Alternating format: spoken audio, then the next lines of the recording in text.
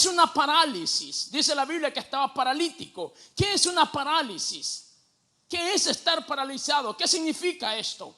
En términos prácticos y muy entendibles, parálisis no es más que la pérdida total o parcial del movimiento. Eso es lo que es una parálisis, pérdida total o parcial de movimiento. Y yo creo, sin temor a equivocarme, que todos los que aquí estamos esta noche, en dado momento de nuestras vidas, hemos estado totalmente o parcialmente imposibilitados o paralizados ante X situación. En la actualidad hay muchas personas que sufren de parálisis espiritual, financiera, familiar, emocional, ministerial. Cual sea la parálisis que se pueda estar cursando, es algo que nos imposibilita movernos y continuar adelante con nuestros sueños, con nuestras aspiraciones, con nuestro llamado, con nuestra vocación, con nuestros deseos. El enemigo, dice la Biblia, que vino precisamente para eso, para detener el avance, para restar, dice, para hurtar, para matar, para destruir. Pero Cristo, dice la Biblia, que vino para darnos vida y una vida abundante.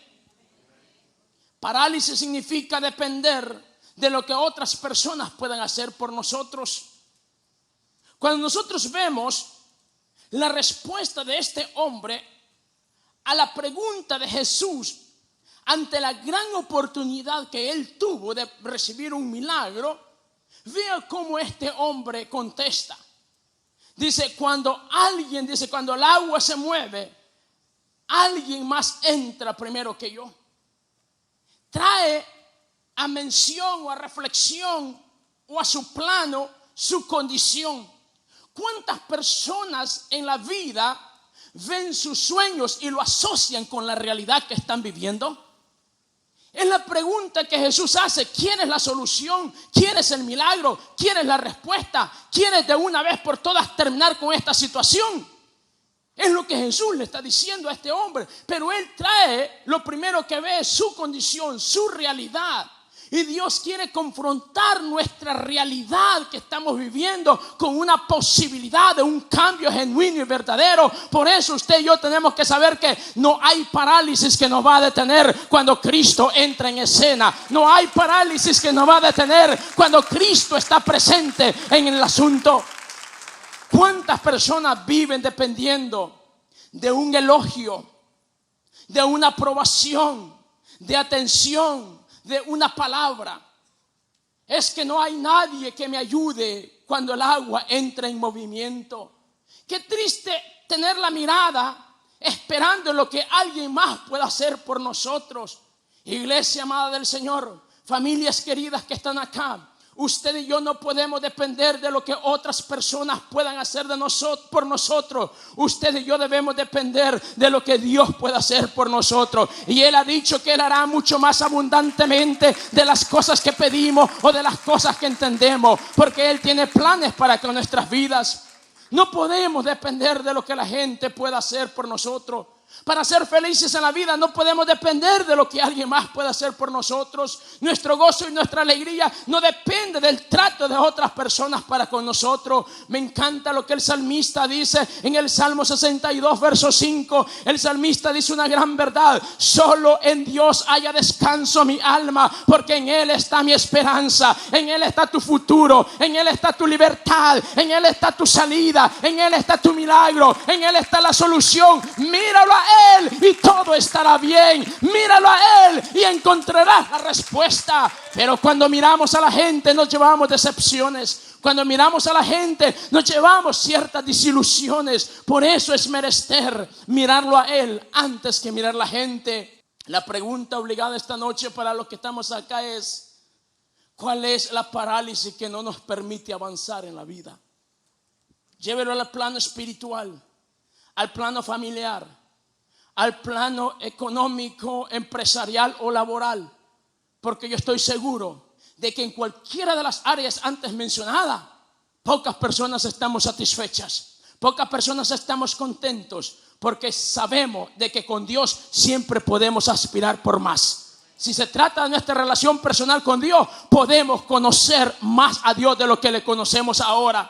Porque por eso tenemos que entender lo que Job dice en dado momento de su historia. De oídas te había oído, mas ahora yo sé que mi Redentor vive, dijo el patriarca. Oh, es que lo que usted y yo hemos vivido, las experiencias que hayamos tenido, es un anticipo solamente de lo mucho que Él tiene para usted y para mí. Por eso no podemos conformarnos con las experiencias del pasado. Tenemos que saber que en Dios hay mucho más por nosotros.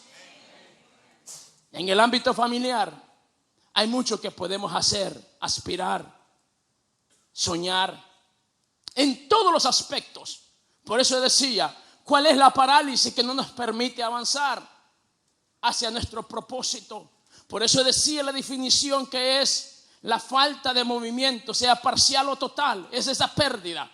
Y yo estoy seguro de que cuando nosotros empezamos la vida matrimonial, empezamos con alegría, con muchas ilusiones, pero pasado el tiempo empiezan a surgir algunas cosas, descuido, y las cosas ya no son igual. Y por eso hay muchas familias que tienen problemas familiares o matrimoniales. En el ámbito financiero, igual. Muchos nos venimos de nuestros países de origen y no venimos con la idea de vivir una vida endeudados. El día de hoy, casualmente una persona que estaba buscando ayuda y me dio lástima ver la condición en la cual estaba, pero algo dentro de mí también me dijo: este es el resultado de la irresponsabilidad. Porque vea, en una ocasión escuché una definición, no sé si bien o mal, pero me gustó, acerca de las causas de la pobreza. Y a esta persona le dice: ¿cuál es la causa de la pobreza? Le dice: la pobreza no tiene causas, porque cuando nacemos sin nada. La riqueza sí tiene causas. La preparación, el arduo trabajo, la iniciativa, la vocación. Y cuando yo veo personas que han tenido oportunidades igual o más que las que uno ha tenido en la vida, y que han vivido de una forma desordenada e irresponsable, no es de sorprenderse que les pasen estas cosas. Por eso dice Salomón que el que mucho sueño, dice, el mucho dormir, dice, terminará en la pobreza. Sin embargo, dice que aquel que opta por la diligencia y la iniciativa, dice que puertas de prosperidad se abrirán en favor de él. Por eso es que creo de que la parálisis es el resultado de muchas veces voluntariamente estancarse y no querer continuar. Por eso preguntaba: ¿cuál es la parálisis que no nos permite avanzar? El pasado puede ser una parálisis. Pecados ocultos puede ser una parálisis. La culpabilidad por cosas que antes hicimos puede ser una parálisis. Todas estas cosas tienen a muchas personas paralizados hoy por hoy. No poder superar una historia de una vivencia.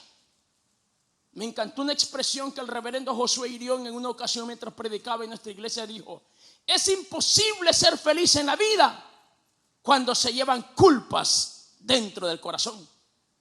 Por eso dice la Biblia: felices los de limpio corazón, porque ellos verán a Dios.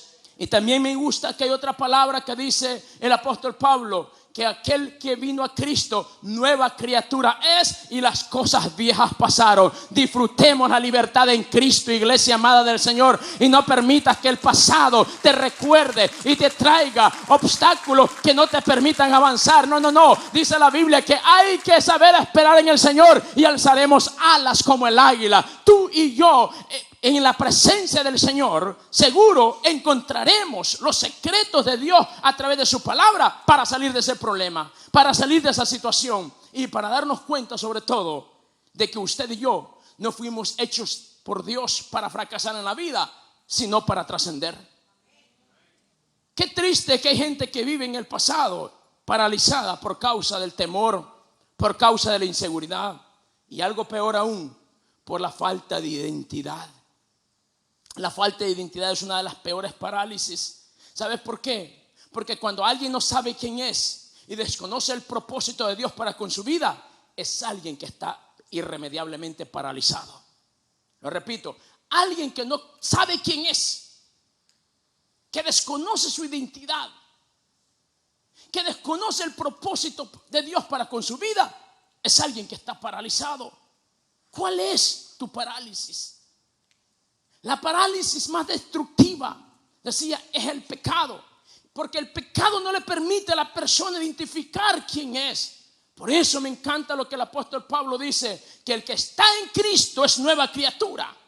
Juan capítulo 1, verso 11 en adelante dice que a los suyos vino, pero los suyos no le recibieron. Mas a todos aquellos que creyeron en Él y que le recibieron, les dio el derecho de ser hijo de Dios. Tú eres hijo de Dios, tú eres heredero, coheredero con Cristo. Oh, hay mansiones celestiales esperando por ti. Tú no eres uno más de la sociedad, tú eres embajador del reino de los cielos. Tú eres, amado mío, portador de algo tan especial que es la presencia de Dios mismo. Por eso no podemos vivir la vida como muchas otras personas la viven, creyendo lo que otros creen. No, yo no voy a permitir que nada me paralice. La parálisis puede ser en muchas ocasiones voluntaria, por creer conceptos, por escuchar a otras personas, y por eso están en el mismo lugar de siempre. Yo creo que la Biblia nos enseña lo suficientemente claro como para saber que el que está en Cristo es nueva criatura. Y puedo soñar, puedo moverme, puedo aspirar, puedo orar, puedo ayunar, puedo conectarme con Dios. Y en la medida que me conecte con Dios, escucharé la voz de Dios, al igual que Pedro. Puedes lanzarte aún sobre el agua, aun cuando nadie lo ha hecho antes, pero tú puedes ser el primero. Oh, la gente a veces se incomoda cuando se escucha hablar algunas cosas que no caben en la razón. Oh, pero es que yo prefiero quedarme con la bendición que con la razón. Si no, preguntémosle a José. José pudo haber guardado resentimiento contra sus hermanos por la traición y por todo el daño que injustamente le hicieron. Pero José prefirió cambiar el chip del razonamiento y ponerse el chip de la bendición de Dios y saber de que él había sido enviado anticipadamente por Dios para preservar vida. Por eso el hombre y la mujer que ha sido lavado con la sangre de Cristo y su mente ha sido regenerada, no puede guardar resentimientos por cosas del pasado. El pasado se quedó atrás y sabemos que en Cristo las cosas son nuevas, y yo me voy a lanzar por lo nuevo que Dios tiene para mí. No te puedes quedar en el lugar de siempre. Da un paso de fe, levántate, créele a Dios que algo Dios va a hacer. El milagro está por suceder en la medida que lo creas y actúes por ello. Cuando alguien no sabe decir quién es, difícilmente se conectará con su propósito. La parálisis más destructiva, decía, que es la parálisis del pecado, porque no nos permite ver todo lo que Dios ha planificado para con nosotros. Número 2, Dios quiere confrontar nuestro presente hablándole a nuestro futuro. Mire lo que le dice a este hombre: ¿quieres ser sano? Vio que tenía 38 años en esa condición. Él vio la realidad que está viviendo. Al Señor, amado mío, nada de lo que nosotros vivimos a Él le toma por sorpresa. Él lo sabe. Jesús vio la realidad de este hombre y le habló. Dios quiere que nosotros confrontemos nuestra realidad y que creamos a su palabra. No que la entendamos, que la creamos. Porque este hombre no entiende cómo yo voy a ser sano si el agua no se está moviendo. ¿Cuántas oportunidades había visto este hombre? ¿Cuántas personas había visto este hombre que habían sido sanas? Pero él seguía en la misma condición. Oh, es que eso se entiende fácil. Cuando nosotros vemos personas que tienen limitaciones económicas, problemas familiares o de cualquier índole, físico, de salud, y ver que otras personas se destacan, se desarrollan, avanzan, progresan, superan, pero él en la misma situación. Así le pasó a este hombre.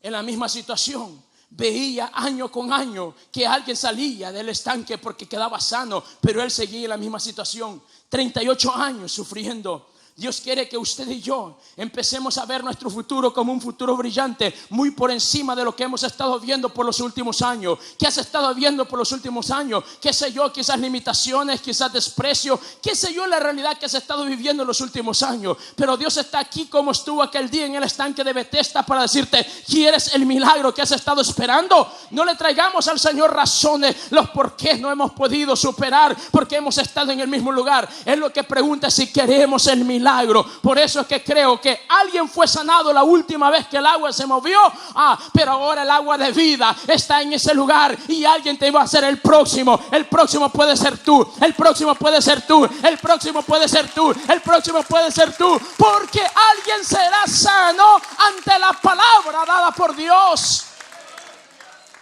Jesús no vio una iglesia estancada.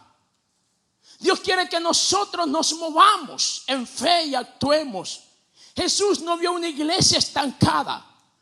Jesús vio una iglesia empoderada, sumergida en el poder del Espíritu Santo, donde ni las puertas del infierno mismo la detendrían.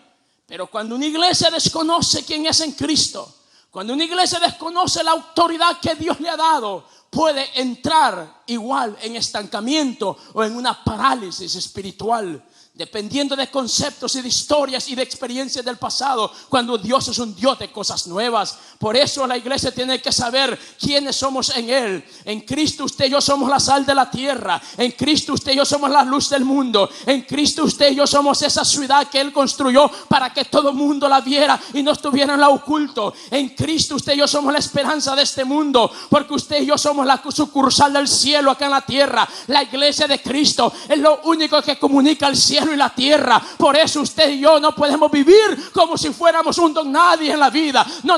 Usted y yo somos herederos del reino de los cielos y vamos a vivir una vida a máxima plenitud, porque con Cristo hay que disfrutar lo que Dios nos ha dado. Y esta salvación no la podemos callar. La salvación produce gozo y alegría. Yo no sé qué siente usted, pero David en dados momentos tuvo que llorar y clamar a Dios y decirle: devuélveme el gozo de mi salvación. Porque un hombre, una mujer que es salvo vive una vida alegre, una vida feliz, está agradecido, está contento y está con deseo de que alguien más conozca lo que él está viviendo.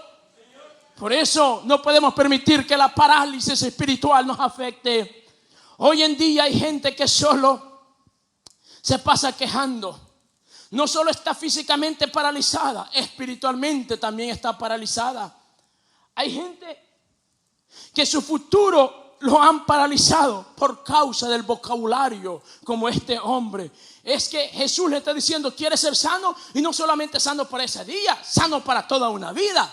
Pero él trae su mentalidad al plano de la realidad. Es que cuesta hablar diferente de cómo hemos sido enseñados a hablar de toda una vida y de generación en generación. Pero bendito Dios, que la cultura del reino de los cielos es precisamente esto. Hay que renovar nuestra manera de pensar a través del conocimiento de la palabra, porque cuando creemos la palabra dejaremos de hablar lo que es, como dice, como algo que nos pertenece, porque Romanos capítulo 4 verso 17 en adelante dice que podemos llamar las cosas que no son como si fueran, y que mi Dios es un Dios que le da vida a las cosas que están muertas. Entonces voy a empezar a profetizar vida donde hay muerte. Voy a empezar a profetizar sobre mis hijos, sobre un futuro brillante. Voy a empezar a profetizar sobre mi comunidad, que Dios la transforma, que Dios la cambia, que Dios levanta hombres de esta congregación para impactar el mundo. Yo puedo creer y también lo debo de ver. Elías no solamente oía, también lo veía. Por eso, iglesia amada del Señor, no permitas que ninguna parálisis te detenga y te impida soñar lo que Dios quiere que tú visualices. Hay gente que paralizó su futuro por causa de su vocabulario. Este hombre, dice la Escritura: no puedo, estoy imposibilitado. Es posible que al igual que él, usted se sienta: yo tampoco puedo. He visto que otros han salido de su condición, pero yo sigo en la misma condición. He visto cómo las oportunidades han venido una y otra vez, pero en mí nada pasa. Es que hay un tercer paso, y este es el accionar. Pero el accionar es el resultado de escuchar la voz de Dios. Vea lo que Jesús hace. Jesús habla y le dice: ¿quieres ser sano? Entonces él interactúa, escuchó la voz y esa voz despertó. Pero me encanta a mí algo interesantísimo acá. Este hombre, ¿cuántos años llevaba en esta condición? ¿Cuánto? 38 años en esta condición. Vean lo que Jesús hace. Jesús llega y identifica su necesidad, el tiempo que está en aquella condición. ¿Y qué fue lo que Jesús le dijo cuando le pregunta si quiere ser sano, la siguiente expresión de Jesús: Señor, respondió el enfermo, no tengo quien me meta al estanque en cuanto se agita el agua, y entre tanto que yo voy, otro desciende antes que yo. Vea, eso fue lo que Jesús escuchó. Ahora vea lo que Jesús habla ante lo que escucha. Versículo 8. En el versículo 8, Jesús le dice a este hombre: levántate, toma tu lecho y anda. Ahora no le preguntó si quería ser sano. El hombre le dio su historia y Jesús no remedió palabra alguna con él en base a lo que este hombre le habló. Jesús tenía un propósito desde el inicio, porque todo hombre, toda mujer tiene que saber que somos propósito de Dios acá en la tierra. No estamos aquí por casualidad. Por eso Jesús le habla al propósito que está dormido, al propósito que está paralizado, a esa posibilidad que lo tenía allí pero que no la sabía. Jesús entonces le dice: levántate. Pero ¿sabes qué es lo que más me gusta de esta expresión? Que cuando Jesús le dice a este hombre, no le preguntó si podía. Note bien, fije bien la mirada. No le preguntó si podía. No le dijo: intenta a ver qué puede, a ver qué pasa. No le dijo: a ver qué surge. Jesús le ordenó. Diga conmigo: le ordenó. ¿Por qué digo que le ordenó? Porque si usted lee la escritura, es la misma connotación que hay con la palabra en el capítulo 1 del libro de Josué, cuando el Señor le dice a Josué: mira que te mando y te ordeno que seas valiente.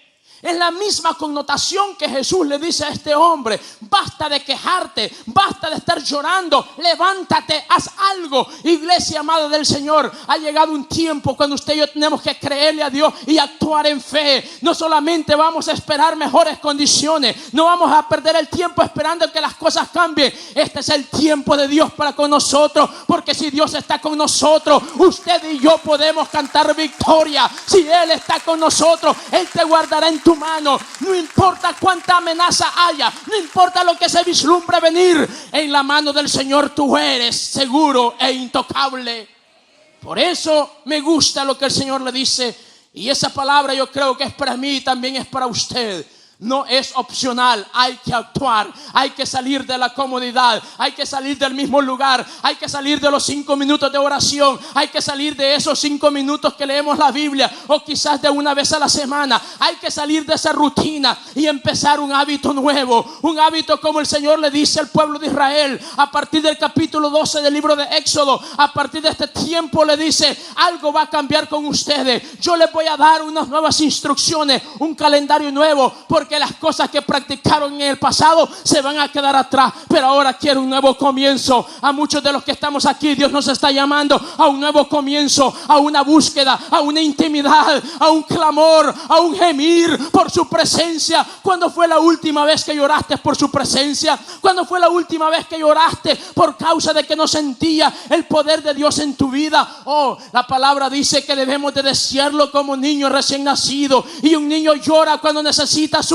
comida. Así el pueblo del Señor debe de llorar por la presencia del Señor, porque la presencia del Señor es tu victoria, es tu sanidad, es tu respuesta, es tu superación. Allí está nuestra victoria.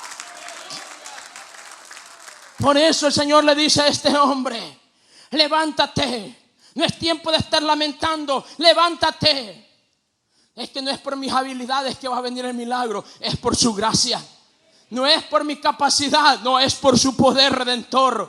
¿Cuántos años lleva deseando el milagro? ¿Cuántos años lleva esperando usted que surja algo? Ese milagro, quizás meses, quizás años, qué sé yo. Lo que sí puedo decirle es que tus días de parálisis han llegado a su final. No importa cuántas oportunidades hayan pasado. Este hombre todos los años veía pasar una. Porque de tiempo en tiempo, algunos estudiosos dicen que esto era cada año.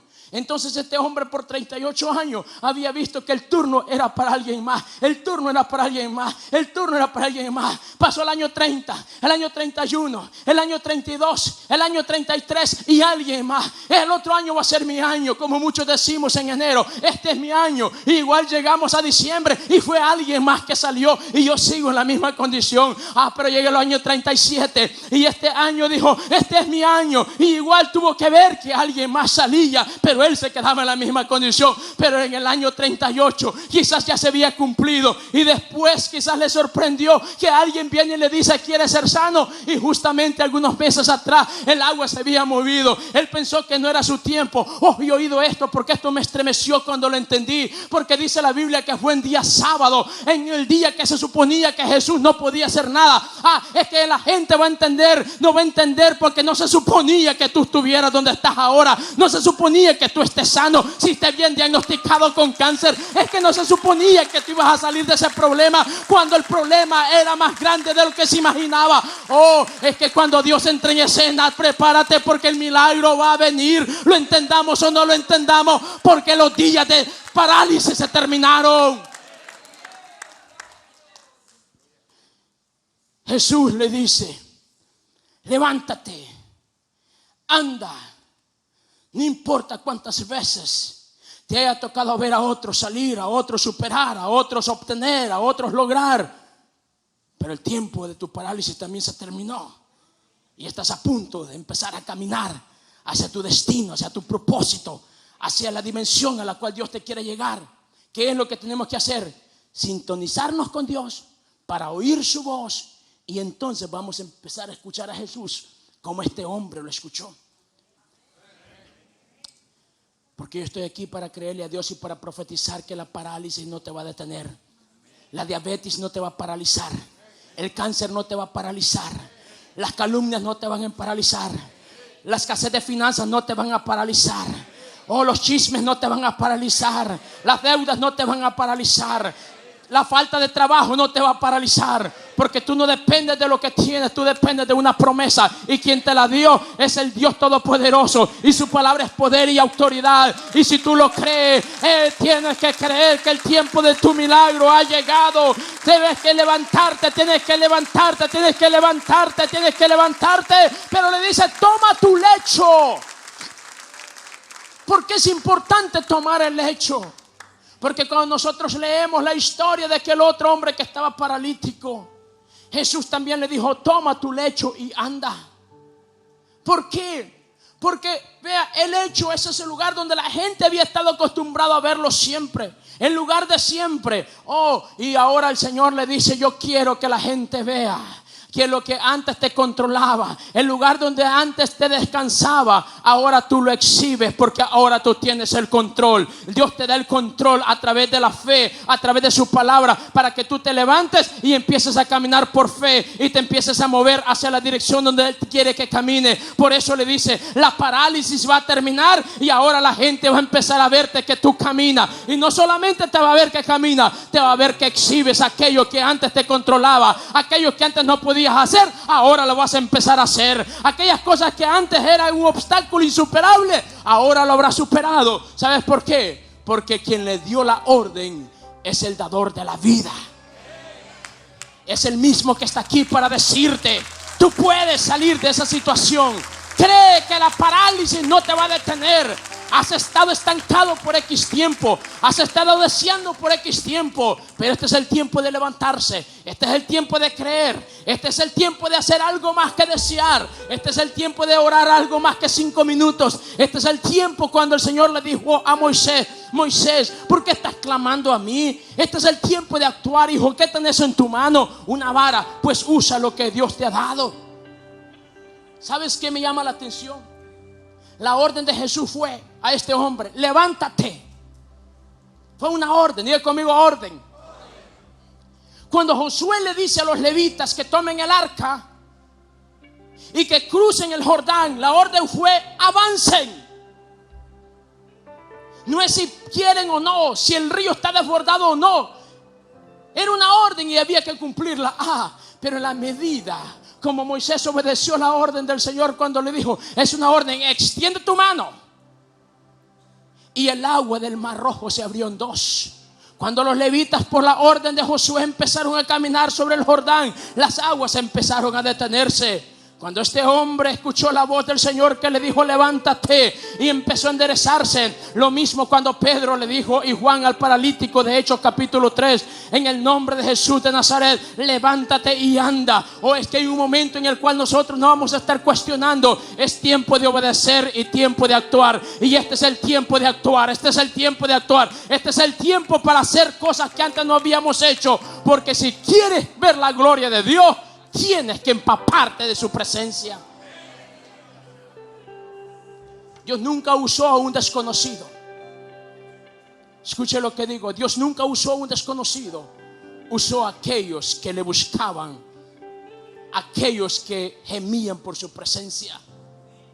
Pero yo no veo ninguno de estos hombres sufriendo por problemas leves, aún cuando habían amenazas de muerte. Ellos sabían quién era Dios. Hechos capítulo 4 dice la historia que cuando la iglesia fue amenazada por causa de no obedecer a lo que el sistema ordenaba, de no predicar el evangelio, dice que se reunieron y oraron, y lo que le dijeron al Señor fue: Señor, mira sus amenazas, encárgate tú de ello, pero lo que te queremos pedir nosotros es que cuando nosotros prediquemos tu palabra, lo podamos hacer con mayor autoridad de lo que lo hemos hecho. Y dice la Biblia que cuando hubieron terminado de orar, el lugar donde ellos estaban reunidos tembló y todos fueron llenos del Espíritu Santo. Oh, es que ese es el resultado de lo que el profeta Joel vio en el capítulo 2 verso 28, que en los postreros días Joel vio una generación que se levantaba de jóvenes llenos del Espíritu Santo, de ancianos que no dejaron de soñar. Este es el tiempo donde jóvenes y ancianos tenemos que meternos en la presencia del Señor. Mira lo que el Señor hace cuando el Señor va a la casa de Jairo. Marcos capítulo 5 dice que en el camino se apareció una mujer que estaba enferma. Antes del Señor venir y darle vida a una generación joven que está muerta espiritualmente, el Señor se aseguró de sanar a una generación adulta que está enferma. Aquí habemos jóvenes y adultos. El Señor quiere sanar a los que estamos enfermos y darle vida a los que están muertos, pero el Señor quiere manifestar su gloria y su poder, y que salgamos del anonimato, que salgamos de las cuatro paredes, y que la iglesia empiece a darse a conocer como una iglesia de poder, como una iglesia viva, como una iglesia empoderada, como una iglesia que vive lo que predica, porque la parálisis no nos va a detener.